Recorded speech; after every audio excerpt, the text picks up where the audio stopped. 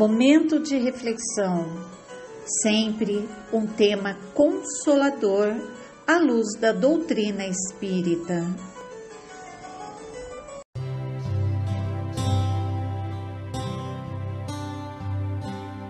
Prosseguindo nosso estudo do capítulo 8 do livro Boa Nova, a história de Bartolomeu. No diálogo, então, que Bartolomeu estava naquele momento travando com Jesus, as orientações que Jesus passa a Bartolomeu são muito importantes e nos trazem profundas reflexões. Porque Jesus diz a Bartolomeu: obcecados pela vontade própria, se referindo a nós, os homens, ferem a fronte nas pedras da estrada, cerram os ouvidos à realidade espiritual, vendam os olhos com a sombra da rebeldia e passam em lágrimas, em desesperadas imprecações e amargurados gemidos, sem enxergarem a fonte cristalina, a estrela cariciosa do céu, o perfume da flor, a palavra de um amigo, a claridade das experiências que Deus espalhou para a sua jornada em todos os aspectos do caminho. Então Jesus falando aqui é da nossa teimosia, porque Jesus já nos ensinou, exemplificando a sua tarefa, a sua missão, exemplificando aquilo que ele veio fazer aqui, que é nos ensinar a amar. E hoje, depois de mais de 2000 anos, nós ainda nos negamos a seguir os seus ensinamentos. Então, quando ele fala que nós ficamos obcecados pela nossa vontade própria, é que nós não nos submetemos à providência divina. Nós, muitas vezes, na nossa arrogância, no nosso orgulho, nós entendemos que somos os donos da razão, que tudo aquilo que nós acreditamos e que defendemos e que fazemos é o correto.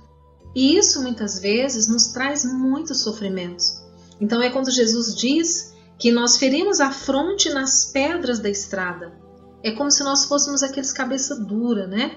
Nós vamos batendo cabeça, aquilo vai nos machucando, mas nós não aprendemos. Nós insistimos em sermos cabeças duras e batermos a cabeça e não aprendemos nem diante da dor e do sofrimento. Diga-se de passagem, dor e sofrimento que é provocado por nós mesmos, né? Pela nossa invigilância, pela nossa intemperança. Então, prosseguindo aí nessa conversa, Jesus esclarecendo a Bartolomeu, ele pergunta assim: Mestre, os vossos esclarecimentos dissipam os meus pesares, mas o Evangelho exige de nós a fortaleza permanente? Então, olha só que preocupação interessante do Bartolomeu, porque também pode ser a pergunta que nós fazemos para Jesus. Mas Jesus, nós temos que ser fortes o tempo inteiro? Nós temos que acertar o tempo inteiro, fazer tudo certo, né? Não podemos vacilar nem um pouquinho? E aí Jesus diz assim: a verdade não exige, transforma. Vejam só, a verdade não exige quer dizer o quê? Quando nós conseguirmos colocar em prática de forma natural e espontânea o bem, nas nossas ações, nas nossas palavras, nos nossos pensamentos, isso será espontâneo em nós. Nós não precisaremos mais nos esforçarmos, fazer força para ser daquele jeito. Será uma coisa natural. Então, é quando nós sentiremos que nós estamos transformados. Porque nós nos transformamos em homens de bem. Nós não temos como fingir isso. Mas até que nós aprendamos a agir dessa forma, é um esforço diário, é uma luta constante de nós conosco mesmo, no sentido de colocarmos em prática essa bondade que Jesus veio, né, nos recomendar. E aí ele segue dizendo: o Evangelho não poderia reclamar estados especiais de seus discípulos. Porém, é preciso considerar a alegria, a coragem e a esperança. Devem ser traços constantes de suas atividades em cada dia. Vejam só, Jesus sabe que nós temos as nossas limitações. Nós ainda somos espíritos numa fase evolutiva lá do começo. Nós somos espíritos de mundos de expiações e provas. Então a natureza não dá sal. Então Jesus diz, né, que o Evangelho não reclama estados especiais dos seus discípulos, porque ele sabe das nossas dificuldades. Mas ele fala que é preciso que nós cultivemos em nós a alegria, a coragem e a esperança. exatamente porque nós sabemos que essa transformação ela vai acontecer. Depende de cada um de nós, do nosso esforço, mas ela vai acontecer conosco mais cedo ou mais tarde. E aí ele diz assim: por que nos firmarmos no pesadelo de uma hora, se conhecemos a realidade gloriosa da eternidade com o nosso Pai? Gente, essa frase daria uma reflexão profunda para nós, longa. Veja só, por que nos firmarmos no pesadelo de uma hora? Vocês concordam que nós temos vivido um pesadelo nesses últimos tempos? Essa pandemia que está assolando o mundo, esse medo, essa insegurança que muitas pessoas sentem, isso é uma situação para muitos desesperadora, para muitos é uma situação trágica, porque estão perdendo para a desencarnação, e quando a gente fala perdendo sempre entre aspas, né? Mas estão sendo separados dos seus entes queridos por conta de uma doença, não é? Que ainda não se tem a cura. Então esse é o pesadelo que nós estamos vivendo de uma hora. Mas isso pode ser em qualquer momento da nossa vida, numa dificuldade financeira, na partida de um ente querido, numa separação de relacionamento, não é? Enfrentando uma doença. Tudo isso são considerados os pesadelos.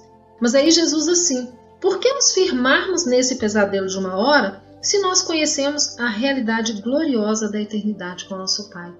Se nós sabemos que nós estamos destinados à felicidade e à perfeição. Então nós precisamos desenvolver esse amor e essa confiança de que Deus está no comando da nossa vida e que realmente só vai nos acontecer aquilo que for da permissão dele. E quando os negócios do mundo nos são adversos? Pergunta Bartolomeu. E quando tudo parece em luta contra nós? Perguntou o pescador de olhar. E aí Jesus pergunta para ele: qual o melhor negócio do mundo, Bartolomeu? Será a aventura que se efetua a peso de ouro, muitas vezes amordaçando-se o coração e a consciência para aumentar as preocupações da vida material? Ou a iluminação definitiva da alma para Deus, que se realiza tão só pela boa vontade do homem, que deseja marchar para o seu amor por entre as luzes do caminho? Então nós às vezes ficamos tão preocupados com a vida material, com as dificuldades da vida material. E é claro que isso é justo, nós vivemos no mundo, nós estamos na matéria, nós sabemos onde aperta, não é? Mas nós precisamos entender que isso aqui é uma situação passageira. Um dia isso tudo vai passar. Nós retornaremos para a nossa verdadeira pátria, que é o mundo espiritual. E o que é que nós levaremos juntos de nós? Nada que nós tenhamos amealhado aqui, a não ser as experiências, os conhecimentos que nós adquirimos. Então esse alerta de Jesus ele é muito importante, não é? Aí Bartolomeu, a mãe dele havia desencarnado há pouco tempo. E aí ele diz assim: mestre, mas não será justificável a tristeza quando perdemos um ente amado? E aí Jesus pergunta para ele: mas quem estará perdido, se Deus é o Pai de todos nós? Então, na verdade, ninguém está perdido. Aqueles que estão partindo agora, por conta de Covid ou de qualquer outra doença, eles estão retornando para casa. Eles continuam vivendo e nós temos a certeza disso, sendo cuidados, sendo amparados. São filhos de Deus, são nossos irmãos acima de tudo. E depois dessa conversa, Bartolomeu volta para casa e ele fala que no caminho ele começa a ver a natureza de uma outra forma, né? Com olhos mais amorosos. Quando ele chega em casa, ele é maltratado pelos irmãos, pelo pai, mas ele se lembra que eles não conhecem Jesus. Então ele pensa: eu preciso ser diferente porque eu conheço Jesus e eu conheço o Evangelho. E Bartolomeu, a partir desse momento, ele se transforma. E no trabalho as pessoas percebem a mudança dele, porque ele sempre tratava as pessoas com um sorriso, com uma palavra amiga, com gestos de gentileza e de bondade. E Jesus percebe essa mudança nele. Então, meus irmãos, fica aí essa lição para nós do quanto os ensinamentos de Jesus eles podem mudar a nossa vida, desde que nós nos coloquemos na posição daquele que precisa exercitar todo dia as virtudes que Jesus nos recomendou lá no Sermão da Montanha e que lutemos para vencer dentro de nós os vícios morais que nós todos carregamos, o orgulho, o egoísmo, a vaidade e tantos outros. Porque assim, com certeza, nós chegaremos mais rapidamente a esta felicidade que Jesus diz que nos aguarda e que nós temos essa certeza. Fiquem com Deus, muito obrigada pela oportunidade, que Jesus abençoe a cada um de nós. Que assim seja.